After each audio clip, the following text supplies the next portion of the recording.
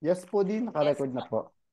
Okay, so good afternoon once again, everyone. So for today, we're going to have a discussion of Chapter 7, which focus on, of course, in different aspects. So a basic network is comprised of minimum of two interconnected computers, no? So the fundamental constituents of a network encompasses computers, no, network interfaces, a connecting medium, network operating system software, and either hub or a switch. So the networking infrastructure of a sizable corporation encompass several components such as the conventional telephone system, mobile cellular communication, wireless local area network. Right now, no, we have video conferencing system, a corporate website, no, like www.wcc.com,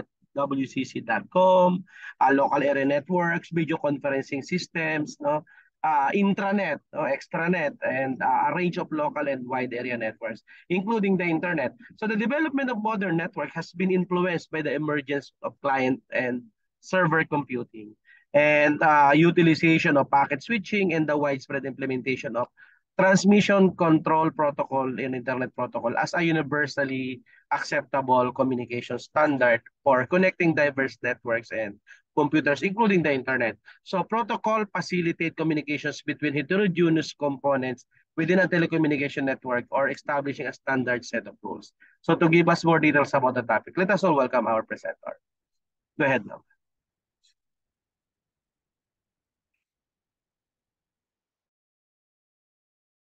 Din, wait lang po saglit lang po. Sorry po.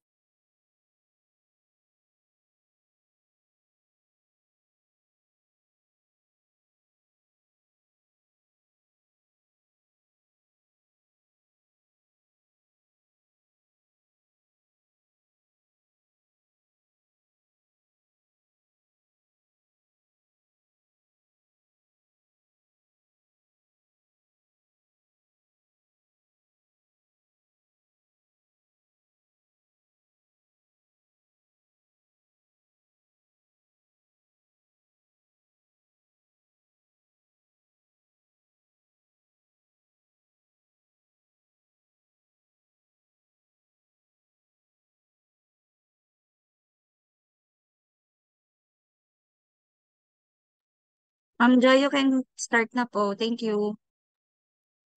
Okay, ma'am. Thank you, Miss Hanabi. Good day, everyone. Good day, Dean. Ang topic po namin ngayon is Chapter 7, Internet, Wireless Technology, and Telecommunication with Miss Hanabi N. Franco and yours truly, Mary Ann Joy Binoscato. Next slide po.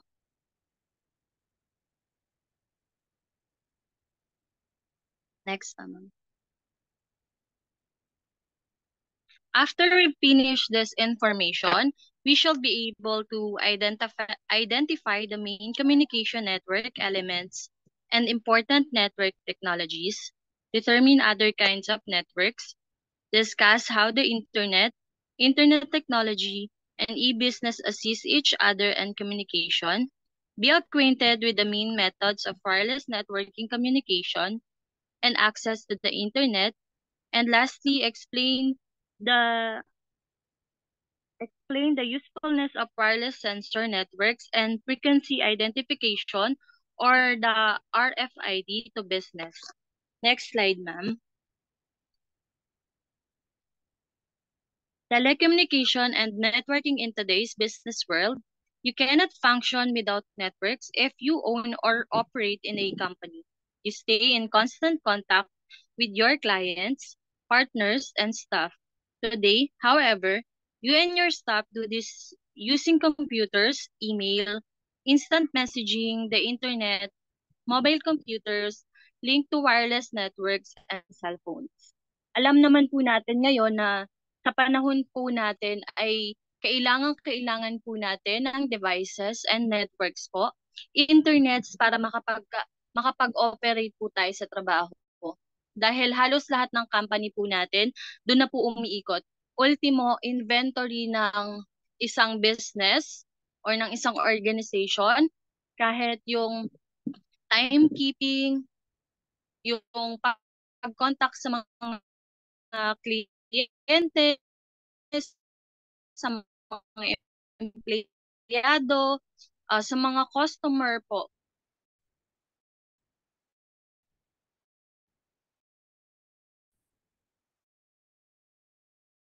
ah, lahat po yun kinakailangan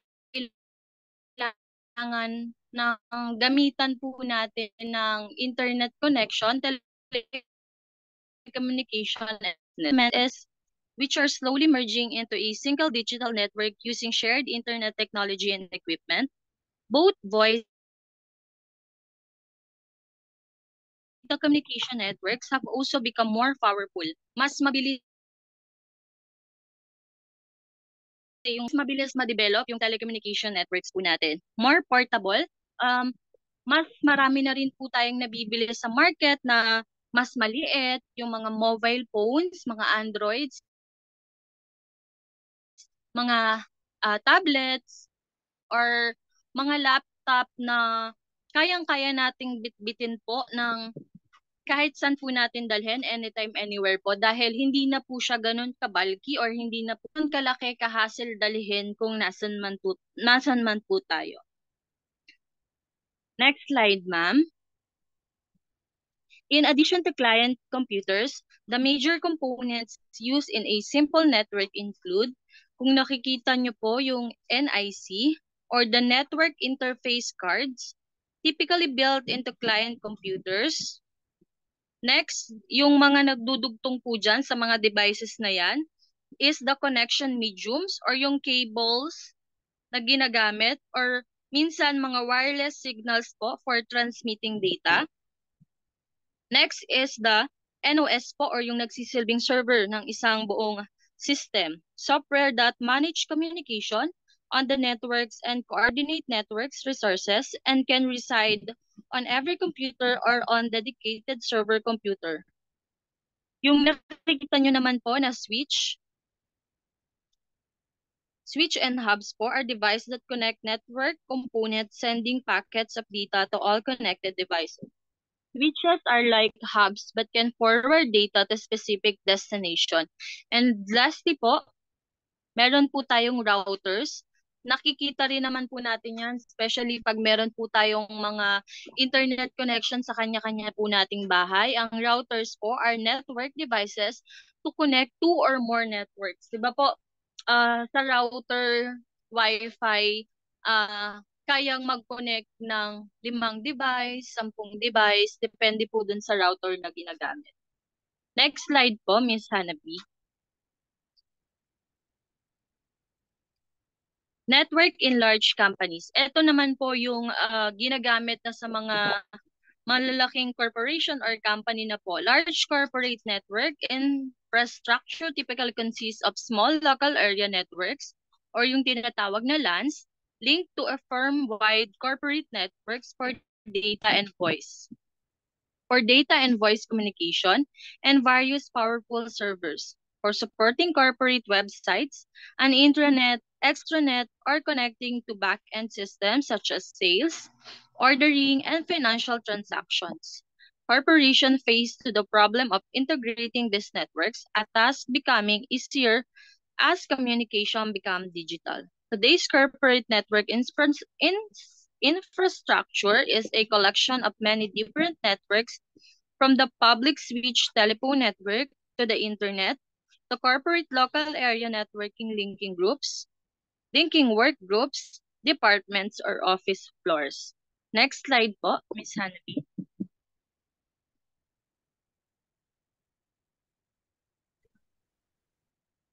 Contemporary digital network based on 3 key technologies po. Meron po tayong packet switching and client-server computing. Packet switching is a method of breaking messages into small packets that are sent independently along different paths in a network using a router and then reassembled at their destination. While server computing po, client computers are linked to each other through a network controlled by a server computer, which sets the rules of communication for the network and provides address for each client and device on the network. Next slide po.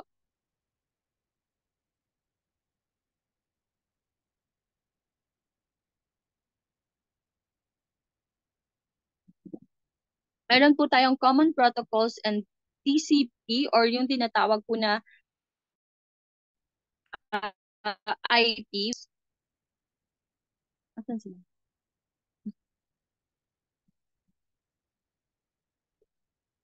Yung TCP po or yung IP, widely used communication protocols, provide a set of rules to enable communicating among diverse components in telecommunication network. TCP or IP is a suite of protocols which has become the dominant model of achieving connectivity among the different networks and computers and on the internet, providing a method for breaking up message into packets, routing them to the proper address, and assembling them.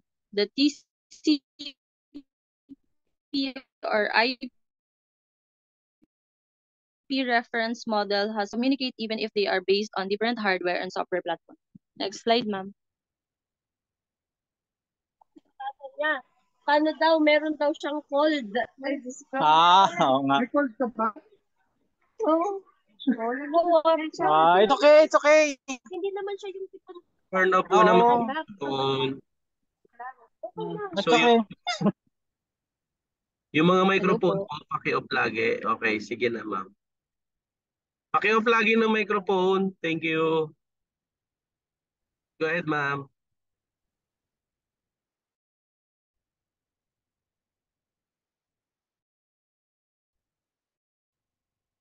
Ma'am, go ahead. Okay na po. Okay na. Signals in a telecommunication. Electronic signals in a telecommunication network can be analog or digital. A modem is a translating device that converts signals from digital to analog form so that they can be transmitted over analog telephone lines. The modem also translates analog signals back into digital form for the receiving computers. Next slide po.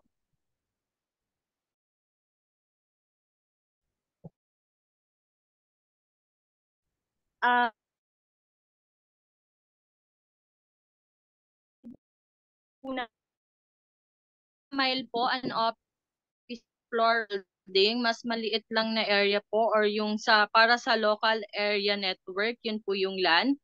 Pag medyo malaki na po yung area or up to 1,000 meters po, a mile, a college campus or corporate facility, medyo malaki-laki na po yung area. Ang ginagamit na po ng network doon is yung sa CAN, Campus Area Network. Pag mas broad at mas malawak na po yung sakop ng area, MAN po and WAN yung gamit doon, Metropolitan Area Network or Metropolitan Area. Should na po yung sakop nun. And sa WAN po, Wide Area Net at Transcontinental or Global Area. Ito yung pangkalahatan na po. Next slide po, ma'am.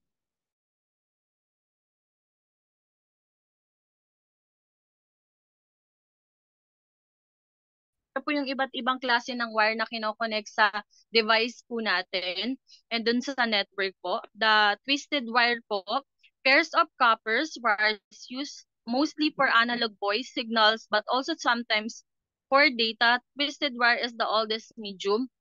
While itong coaxial cable po, mas makapal naman po to, insulated wire that is faster and more interference-free than twisted wire. Mas maganda po siyang gamitin kesa dun sa twisted wire. While yung fiber optic cable consists of thousands of tiny clear glass fibers along which data is sent as pulses of light, although primarily used as a high-speed network backbone. And lastly po, yung wireless transmission na pwedeng mag-transmit ng data kahit walang cord. Na-encounter naman po natin yon. Wireless transmission uses radio frequencies or infrared signals to transmit data wirelessly po. Next slide, ma'am. The internet is the largest implementation of client or server computing and internet working, linking hundreds of thousands of individual network and 1 billion people worldwide. sa isang internet po, kung ang provider is si Globe, sa isang server na po yon, sa isang ah, network na yon, marami po ang pwedeng gumamit na individuals, hindi lang po thousands kundi billions po. Individuals connect to the internet in two ways. Through local internet service provider, gaya ng sabi ko kanina, for example, sila Smart, Globe, PLDT po, and through their business firms po. The internet is based on the TCP/IP networking protocol suite. Every computer is assigned a unique internet protocol or yung IP address. Lahat po ng devices natin, meron po yang mga unique IP address po. Next slide, ma'am.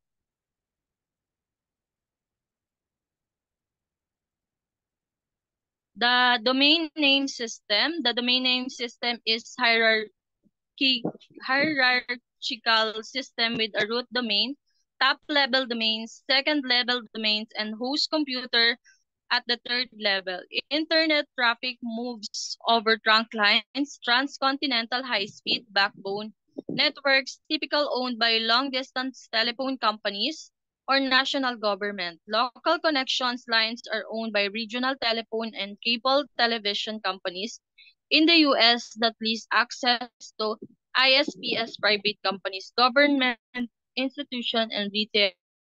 Next. So, ayun po, yung internet is based on client-server technology na po natin na gamit na gamit, hindi lang po sa business, kundi sa personal din po nating buhay. Merong mga devices na kinakailangan pong dun sa network na pinakinabangan po ng business and ng individuals po natin. Next slide, ma'am. And yung the rest po ng topics na ay i-discuss po ni Miss Hanabi. Thank you. So good afternoon po, Doc. Good afternoon, classmates. So again, I am Hanabi Franco po, and I will be discussing about the internet services and communication tools. So first, what is internet services? So internet services means that part of the data in internet services which is accessible via the public internet. So internet services provided to the public whose provision consists of subscriber interaction with the internet or the transmission of information to or over the internet. So internet services is composed of 6 major services, including email, chatting and instant messaging, news groups, telnet, file transfer protocol or FTP, and World Wide Web. So first is email. Email, it is a person-to-person messaging that is sent over the internet. So the price of email is far less than the price of equivalent voice, postal, or overnight delivery, making the internet a highly affordable and quick form of communication. Next is chatting and instant messaging. So it's more of interactive conversations. It's like a real-time conversations that allow people to converse more quickly and easily than email. Example po ng chatting and instant messaging is yung Yahoo Messenger, Google Talk, Microsoft Messenger. Then yung ngayon, meron na tayong Facebook Messenger, WhatsApp, Viber, and etc. Next is news groups. News groups is a discussion about a particular subject consisting of notes written to a central internet site and redistributed through Usenet, which is a worldwide network of news discussion groups. Fourth is Telnet. Telnet is logging on to one computer system and doing work on another. Fifth is File Transfer Protocol or FTP. It includes transferring of files from computer to computer.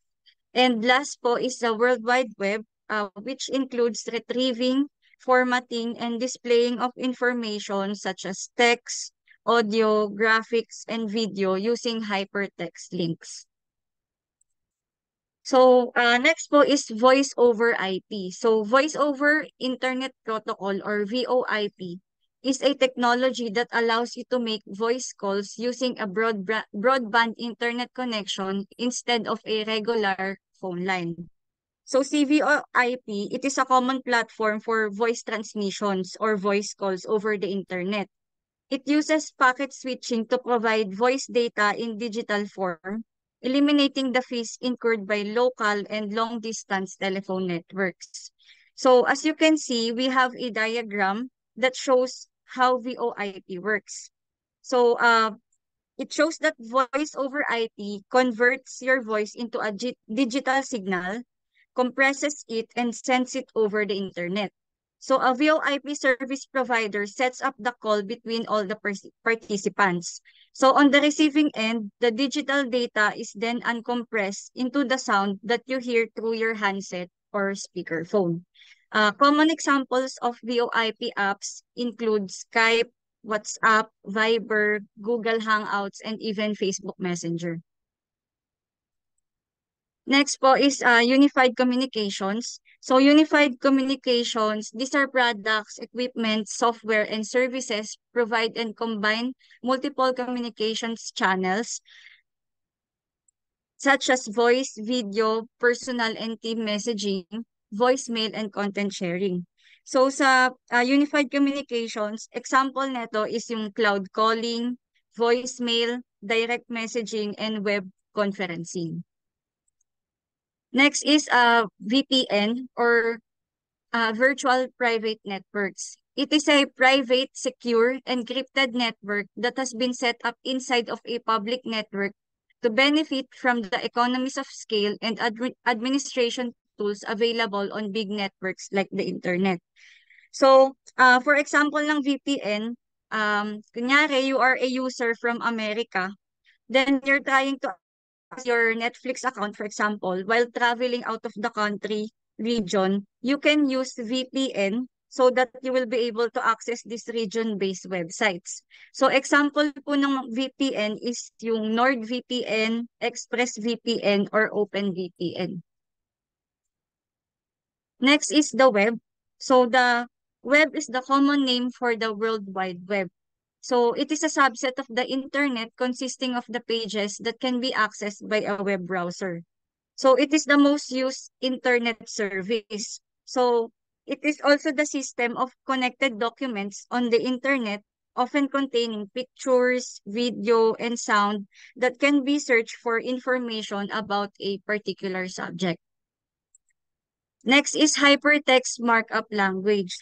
So hypertext markup language or HTML is a text-based method of describing the structure of the content included within an HTML file.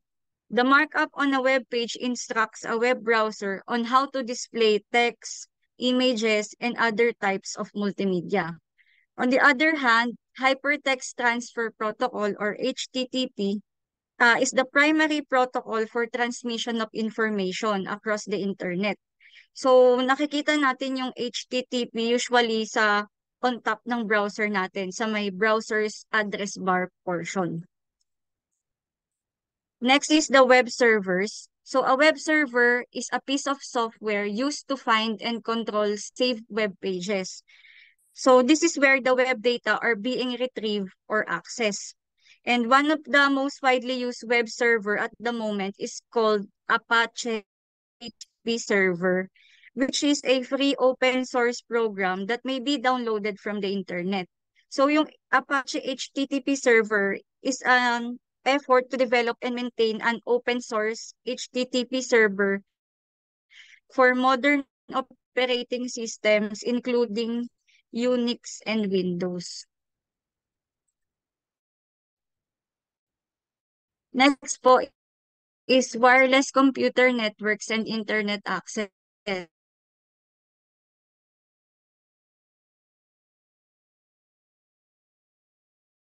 Then si Wi-Fi for connection of internet. So used for local area networking of devices and internet access siya.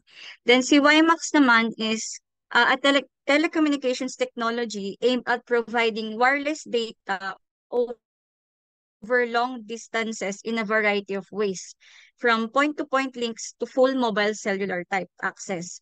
So si WiMAX is a wireless broadband na pwede nating gamitin. Alternative siya instead of cable and DSL.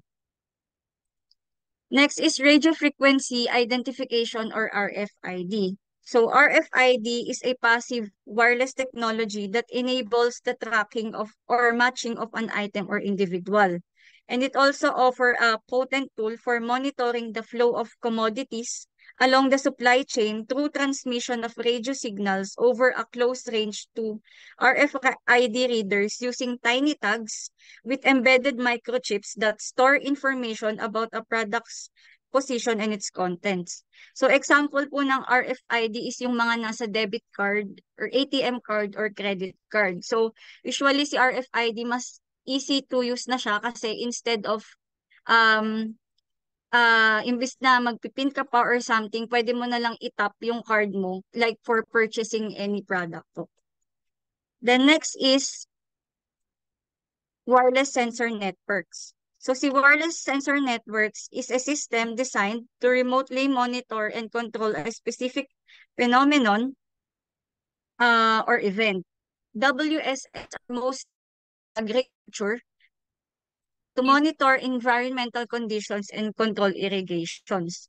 So si WSN also is a collection of small battery-powered devices equipped with sensors such as humidity, motion, or light sensors that helps to communicate with each other wirelessly.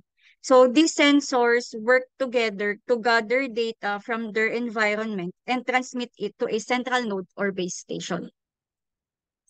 So that's the end of our report po. Thank you po.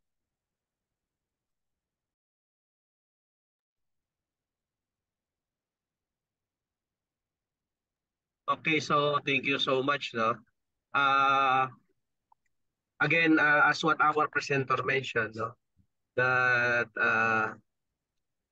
the primary physical transmission media encompass twisted pair, coaxial cable, fiber optic cable, and right now we have wireless communication, no?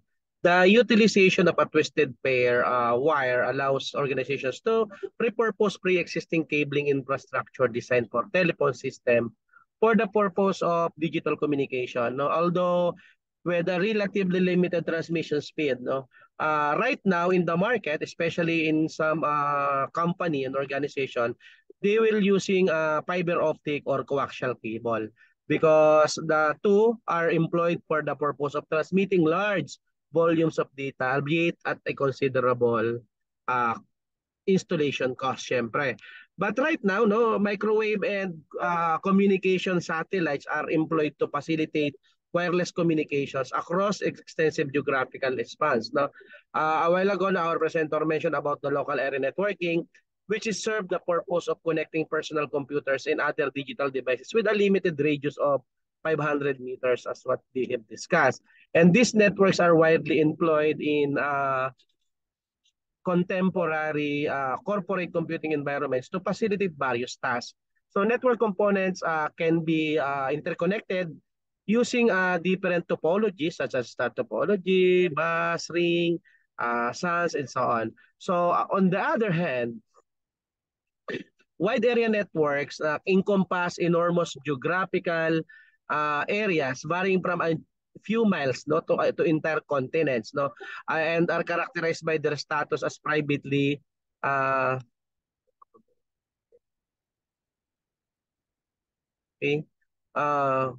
privately administered networks. So metropolitan area networks, no, include a solitary urban region. We have, of course, right now DSL, no, the digital subscriber line, no, technology. Cable internet connections and T1 lines are frequently employed to establish a high capacity internet connections. No, cable internet connections open users the ability to access the World Wide Web or the business intranets at speed reaching to 10 Mbps, hence providing a high-speed connection. No? So the internet is globally interconnected. No? Alam po natin yan. And interconnected system of networks that operates on the client or server paradigm, no, of computing and adheres to the TCP/IP network reference model. And each computer connected to the internet is allocated, no, a distinct numerical IP addresses. So the domain name systems facilitate the conversion of IP addresses into the domain names that are more easily recognizable and accessible to users. So instead na 172.800 so on and so forth, pinapadala ng www.wcc.com, gano'n na po siya. Nire-replace ng, ang tawag natin ay domain name system. Organizations and government, no, authorities such as Internet Architecture Board and the World Wide Web Consortium play a crucial role in the establishment of global internet policy, no? So, and the progression of cellular networks right now is moving towards the use of digital packet switch, no, transmission. So characterized by increased speed and bandwidth capabilities, no? Right now, it's just not only 4G, no, 5G network possesses na the capacity to send data at varying speeds, no, with 1 Gbps, 4 Gbps, and so on. And prominent cellular standard encompass code division multiple access, no, predominantly employed with the United States and global system for mobile and various other regions worldwide, no. And wireless computer networks adhere to specific standards katulad po ng mga Bluetooth, no. Wireless computer networks adhere to 802.15 ang Bluetooth ang start, no, for facilitating tiny personal area networks, no. Kapag Wi-Fi naman 802.11, no, for enabling local area networks, and for WiMAX 802.16 for supporting metropolitan area networks and so on. Now, as of today, no, especially if you were going to visit SM or even Walter Mart, no, groceries,